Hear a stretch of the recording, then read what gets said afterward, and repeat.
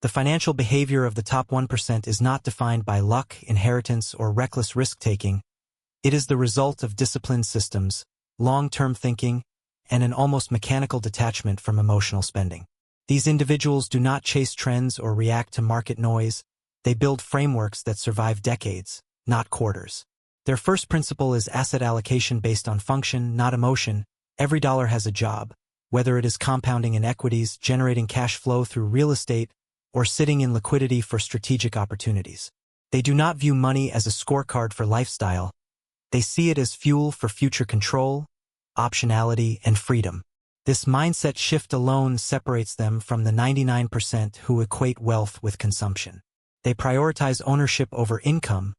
Owning assets that appreciate and produce is infinitely more valuable than earning a high salary that vanishes into liabilities. Their budgets are not about restriction, they are about intentional deployment. Every expense is either an investment or a conscious luxury, never an accident. They automate ruthlessly savings, investments, bill payments, because they understand that discipline is a system, not a daily decision. They measure success not by net worth on paper, but by passive income relative to living expenses. True wealth is when your assets pay your bills without you lifting a finger. And perhaps most importantly, they never confuse liquidity with wealth. Having cash is safety, but parked cash is depreciating value.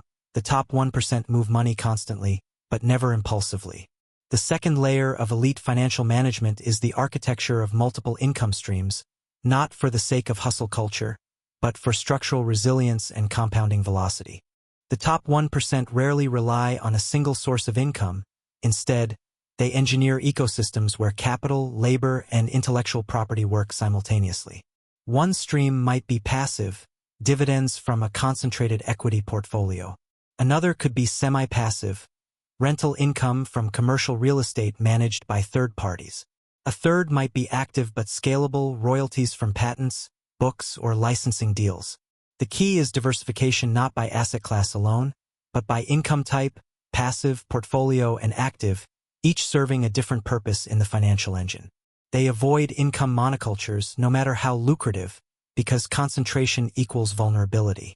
Even if one stream generates 80% of their cash flow, they will still build the other 20% as insurance and optionality. They reinvest early-stage income aggressively. The first dollars from a new venture do not go to lifestyle upgrades. They go to building redundancy or acquiring appreciating assets. They track income velocity, how quickly money moves from earning to deploying, because stagnation kills compounding. And they treat time as the scarcest resource. If an income stream requires more hours than it is worth relative to return, they either systematize it, delegate it, or eliminate it. Income is not just about volume, it is about efficiency, durability, and scalability. Tax strategy is not an afterthought for the top 1%. It is engineered into every financial decision from day one. They do not wait until April to think about deductions. They structure entities, timing, and transactions throughout the year to minimize leakage. Their approach is not about evasion. It is about optimization within the legal framework, using retirement accounts, trusts, charitable structures, depreciation schedules, and jurisdictional advantages with surgical precision. They understand that taxes are the single largest expense over a lifetime, bigger than housing, healthcare, or education, and therefore deserve more strategic attention than any other line item. They work with CPAs and tax attorneys not once a year, but quarterly, because proactive planning beats reactive filing every time. They defer taxes not to avoid them forever, but to let compounding work longer before the government takes its share. They harvest losses strategically, not to get a refund, but to offset gains and rebalance portfolios tax efficiently. They leverage retirement accounts not as piggy banks but as tax-shielded compounding machines, maxing out 401ks, IRAs, HSAs, and backdoor conversions systematically. They use real estate not just for cash flow, but for depreciation, 1031 exchanges, and cost segregation, turning tax code complexity into advantage. And they think intergenerationally. Trusts, gifting strategies, and stepped-up basis planning are not for when I am old. They are implemented in their 30s and 40s to preserve wealth across decades. Taxes are not a cost of doing business, they are a design parameter. Risk management for the top 1% is not about avoiding loss, It is about controlling exposure so that no single event can derail decades of compounding. They insure against catastrophic loss, not minor inconveniences, focusing coverage on liabilities that could wipe out net worth, lawsuits, disability, long-term care, or market crashes in concentrated positions. They do not over-insure their phones or appliances. They underwrite their human capital and asset base with precision. Their portfolios are stress-tested, not for what if the market drops 10%, but for what if it drops 50% and I need liquidity. They hold cash not because they are scared, but because dry powder creates optionality during dislocations, and they define cash as true liquidity, T-bills, money markets, short-term instruments, not illiquid alternatives masquerading as safety. They avoid leverage unless it is secured, low-cost, and deployed against assets with higher expected returns, and even then only with strict covenants and exit strategies. They diversify not for the sake of checking a box, but to ensure that failure in one area does not cascade. Geographic, sectoral, currency, and manager diversification are all tools, not dogma.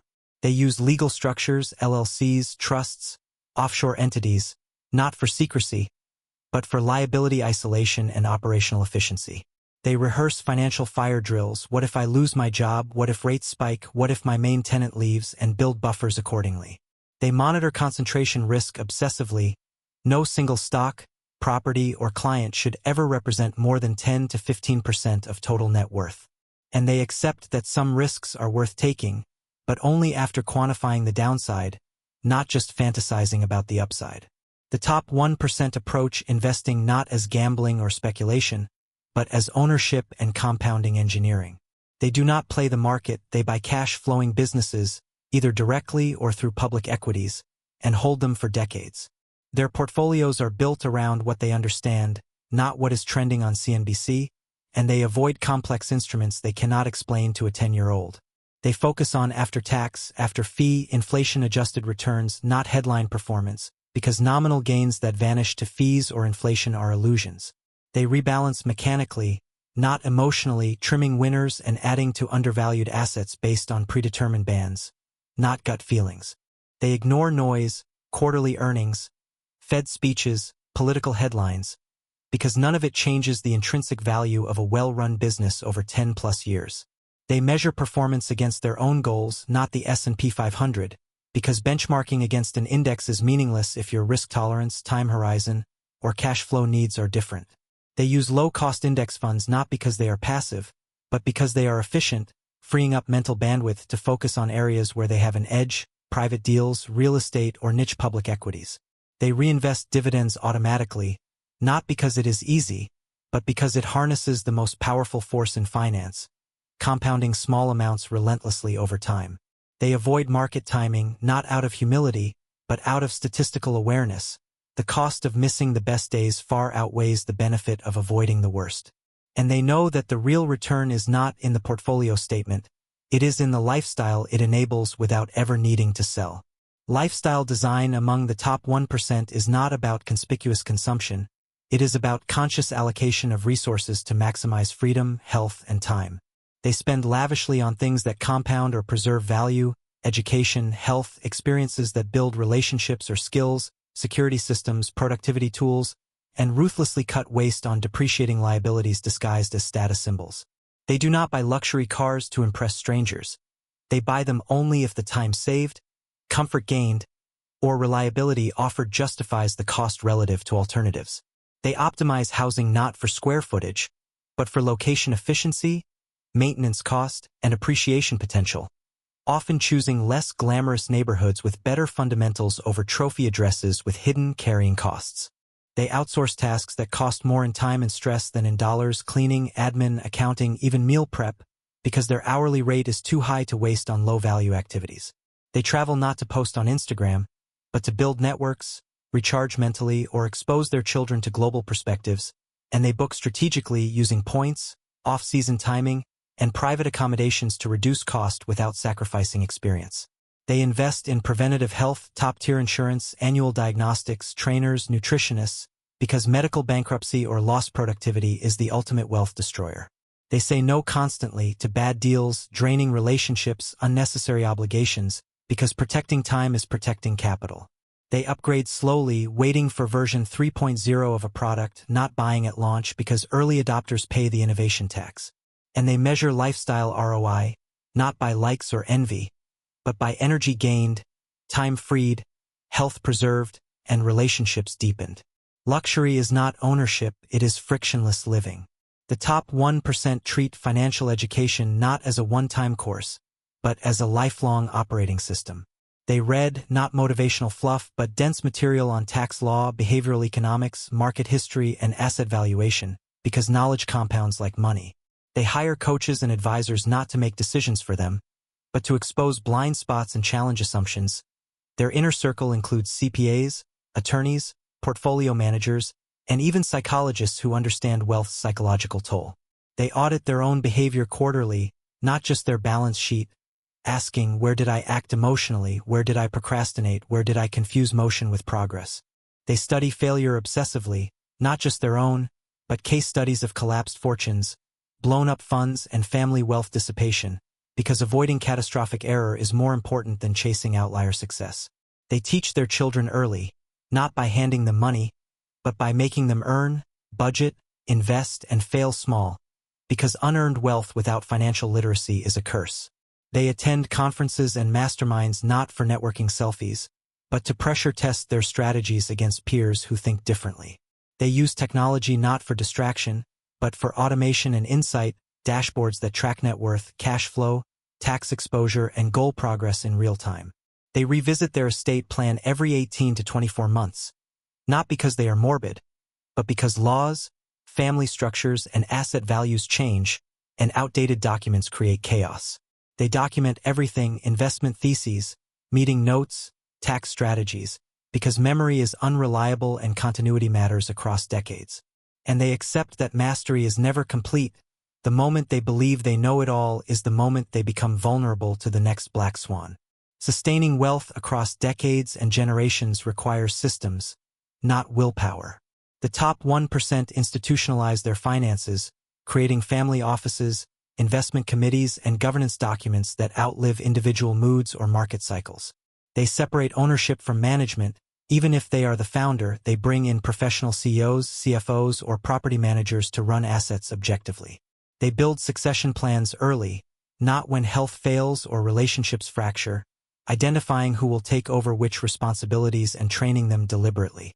They communicate transparently with heirs, not to spoil them, but to align expectations, teach stewardship, and avoid destructive surprises. They measure family wealth not by net worth, but by financial independence ratio, passive income divided by annual expenses, because sustainability matters more than size. They give strategically, not out of guilt, but to teach responsibility, reduce taxable estates, and create legacy, often through donor-advised funds or private foundations with clear missions. They avoid lifestyle creep. Even as wealth grows, they cap personal spending as a percentage of income, directing surplus into preservation or philanthropy. They rehearse transitions, retirement, sale of a business, relocation years in advance, stress testing cash flow, tax impact, and emotional readiness. They protect against cognitive decline, establishing powers of attorney, revocable trusts, and oversight committees while they are still sharp, not after it is too late. And finally, they end every year not with a celebration of gains, but with a ruthless audit: what worked, what leaked, what must change. Because wealth is not built in booms, it is preserved in discipline. If you are serious about managing money like the top 1%, start today, not with a lottery ticket or a meme stock, but with a system. Subscribe for deeper breakdowns, hit like if this shifted your mindset, and comment below, what is the first financial system you will build this week? Your future self will thank you.